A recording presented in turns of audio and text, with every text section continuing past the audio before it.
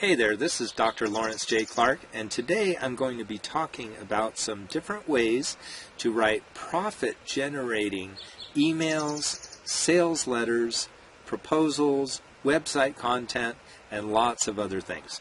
So go grab a notebook, get a cup of your favorite beverage, and get ready to take some notes, because I'm going to share with you some profit-pulling strategies that are going to help you to grow your business, sell more books, get more speaking gigs, and persuade more people to use your coaching services and become clients and customers in whatever other industry that you might happen to be in. The first thing I want to talk about is improving the readability of your writing. And this means making your writing, constructing sentences, using specific words, writing to the level of knowledge of your audience so that it's easily readable by the people that you're trying to reach. So for example, if you're trying to reach a bunch of rocket scientists who work for NASA, and that's your target market, you're going to be using some pretty complicated terminology that's used in engineering and aeronautics and all physics and all those other things that I know absolutely nothing about. But you better know about it if you're trying to reach that target market, right? However, if you're trying to reach the average everyday person in America, you want to keep your writing at maybe an 8th grade, even down to a 5th grade level of vocabulary and sentence structure. Now, you might think, well, my audience is smarter than that.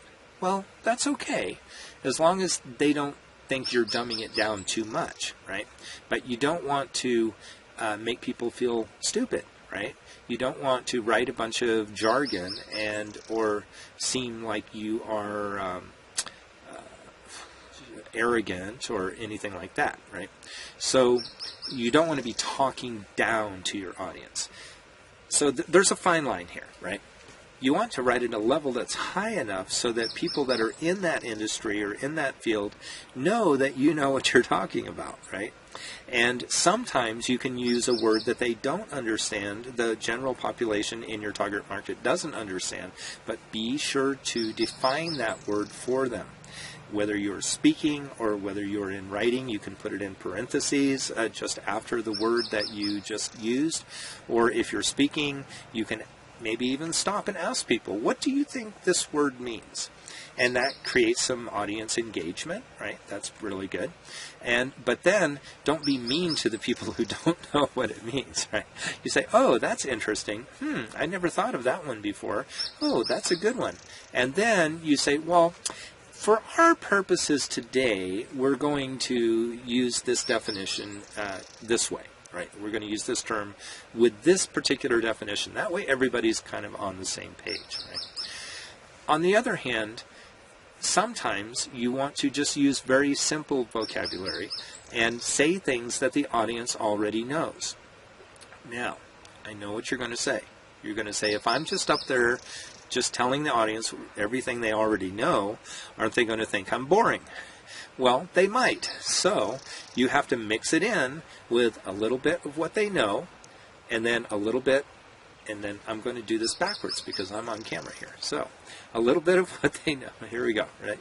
A little bit of what they know to get them started. Maybe then tell them something they don't know, and then explain it to them. Then make them feel good by telling them something that they already know again.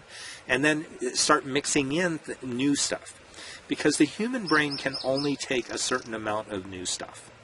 And it's just proven by scientific research that we only have the capacity to remember a certain amount in our short-term memory and then a certain amount in our long-term memory.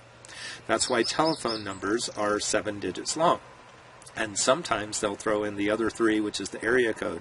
But do you ever notice, for example, people will be in a certain area? For example, I live in the Houston area most of the time.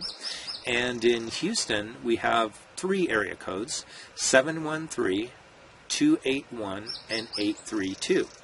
Well, there's a reason why they all start with a different number, because that makes it easier to remember. So sometimes people will just jot 7. And then the rest of the numbers, because that's easier to remember, or 2.